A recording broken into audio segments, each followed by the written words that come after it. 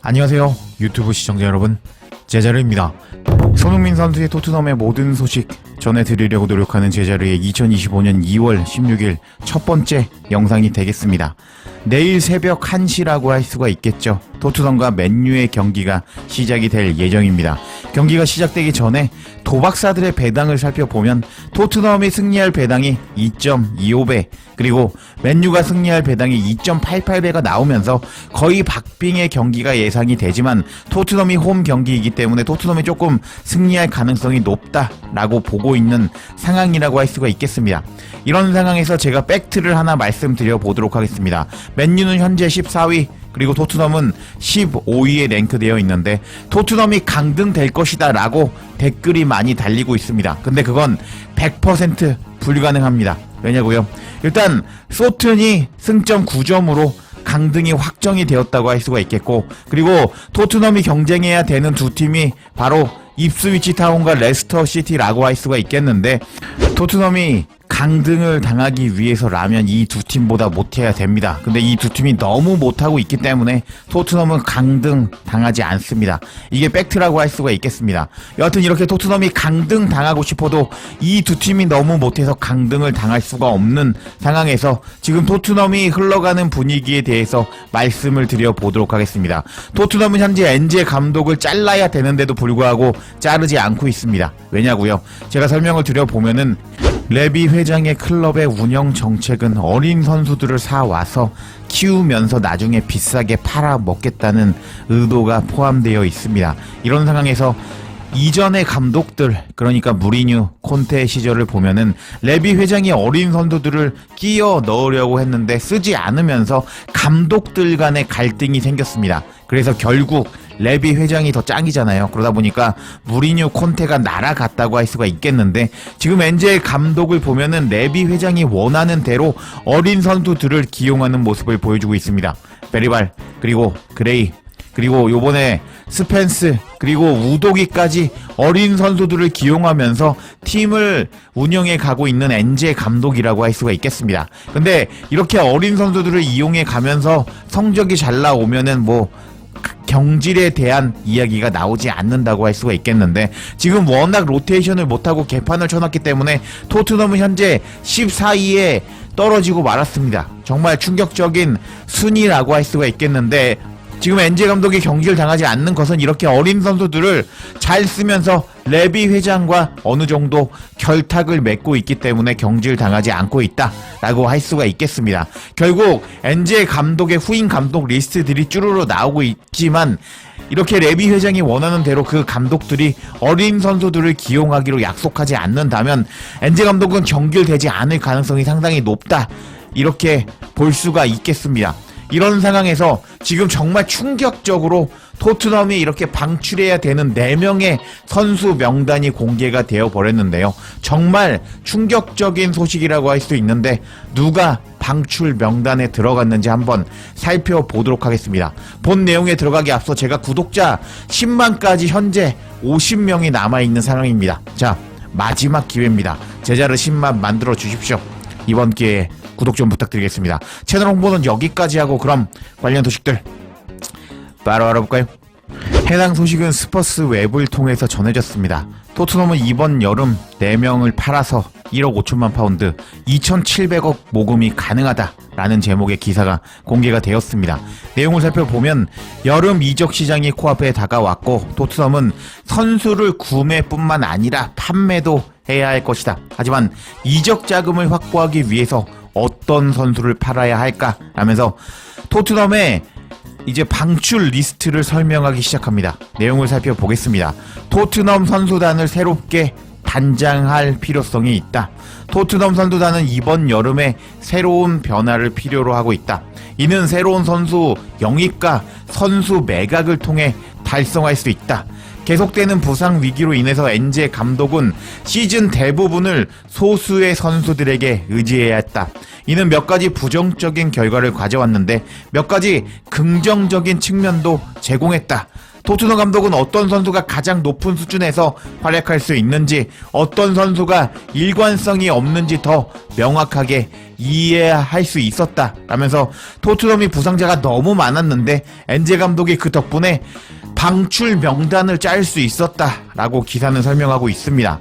그럼 이제 누구를 방출해야 된다고 말하고 있는지 한번 살펴보도록 하겠습니다. 토트넘이 여름에 팔아야 할 4명의 선수, 이를 염두에 두고 우리는 토트넘이 이번 여름에 판매를 고려해야 할 4명의 선수 목록을 작성했다 라면서 이제부터 방출 명단이 공개가 됩니다. 첫 번째 선수는 로메로였습니다. 대중적인 의견이 아닐 수 있을지는 몰라도 로메로를 판매하는 것은 토트넘이 이번 여름에 고려하고 싶어할 만한 일이라고 할 수가 있겠다. 로메로가 클럽에 헌신한 선수였다는 것에는 의심의 여지가 없다. 그러나 로메로와 반더벤이 이번 시즌에 놓친 경기 수를 감안할 때 적절한 제안이 들어오면 토트넘은 로메로를 현금화할 가능성이 크다. 게다가 여름 이적 기간을 앞두고 클럽이 여러 수비수와 연결이 되면서 로메로보다 부상 위험이 적은 수비수를 타겟으로 삼는 것이 현명한 전략이 될 수 있다. 마크 게히는 여전히 실행 가능한 옵션이다 하면서 로메로는 4,100만 파운드에 영입했는데 이제 받을 수수료가 6,500만 파운드 1,180억에 로메로를 팔 수 있다고 설명하고 있습니다. 그럼 다음 선수는 누구인지 한번 살펴볼까요? 다음 선수는 비스머였습니다.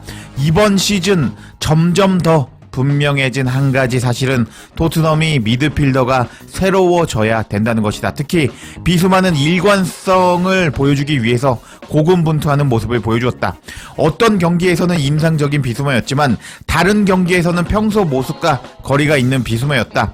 이 퀄리티에서 로메로는 프리미어 리그 탑팀에 필요한 신뢰성이 부족한 모습을 보여주었다. 그래서 토트넘이 조니 카르도소를 영입한다는 보도가 있었다. 토트넘이 카르도소를 영입한다면 그것은 비수마의 토트넘에서의 종말을 의미할 수 있다 하면서 비수마를 3천만 파운드에 영입했는데 2,500만 파운드면 팔 수 있을 거라고 설명하고 있습니다. 454억입니다. 그럼 다음 선수를 살펴보도록 하겠습니다. 다음 선수는 솔로몬이었습니다. 솔로몬은 리즈 유나이티드의 임대 생활을 하는 동안 매우 인상적인 모습을 보여주고 있다. 솔로몬은 15골에 관여하고 있는데 7골을 넣었고 8도움을 기록하고 있다. 솔로몬의 활약이 너무 인상적이어서 리즈 유나이티드 팬들은 구단 측에 영구 이적을 요구하고 있다. 토트넘이 무료 이적을 통해서 영입한 선수에 대해서 2천만 파운드 정도의 이적료를 확보할 수 있다면 클럽 입장에서는 좋은 사업이 될 것이다 라면서 솔로몬은 공짜로 데리고 왔거든요. 근데 2천만 파운드는 받을 수 있다, 363억은 받을 수 있다 라고 설명을 하고 있습니다. 와, 이거 성사되면은 개이득인데요. 그리고 이제 다음 선수를 살펴보도록 하겠습니다. 다음 선수는 우리의 짠한 히샬리송이었는데요. 히샬리송의 재능은 부인할 수 없지만 부상으로 인해서 토트넘에서의 히샬리송의 기세가 크게 방해를 받았다. 클럽에 합류한 이후 히샬리송은 부상으로 총 50경기를 날렸다. 이번 시즌에만 그는 29경기에 출전하지 못했는데 이런 모습을 보면 히샬리송의 신뢰성에 대한 심각한 우려가 제기되고 있다. 토트넘이 매 시즌 치러야 할 경기수와 히샬리송이 부상으로 경기에서 뛰지 못하는 시간을 고려한다면 이번 여름에 히샬리송과 헤어지는 것이 두 당사자 모두에게 가장 좋은 해결책이 될 수 있다.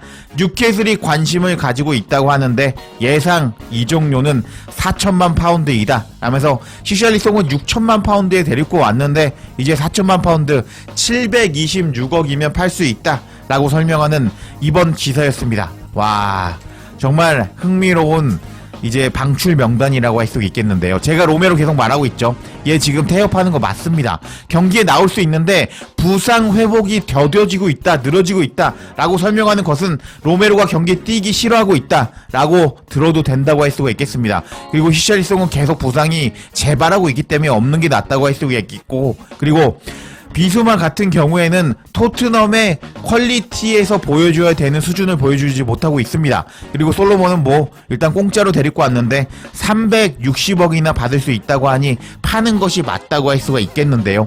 지금 영국 현지에서는 손흥민 선수를 방출해야 된다라는 다른 매체들의 소식들이 터져 나오고 있다고 할 수가 있겠는데, 정작 방출 명단을 보면 손흥민 선수는 없고 로메로, 히샬리송, 비수마, 솔로몬이 포함이 되면서 이 매체는 손흥민 선수 위주로 리빌딩을 해야 된다. 이 4명을 팔고 2,700억을 받아서 손흥민 선수 위주로 리빌딩을 해야 된다 라고 설명하고 있다고 봐도 무방하다고 할 수 있겠습니다. 와, 상황이 정말 재미있게 흘러간다고 할 수가 있겠는데, 근데 이런 토트넘의 방출 명단이 엔제 감독이 경질이 되어 버린다면 아마 효과가 없을 가능성이 있습니다. 그래서 중요한 것이 오늘이 아니라 내일 새벽에 있는 토트넘과 맨유의 경기라고 할 수가 있겠는데, 토트넘이 맨유를 잡을 수 있을까요?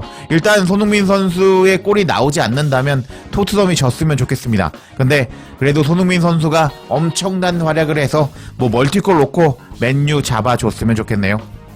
제자르의 영상 놓치지 않도록 알림 설정 해주실 것을 부탁드리며 영상 마치겠습니다. 구독과 좋아요, 댓글은 사랑입니다. 감사합니다.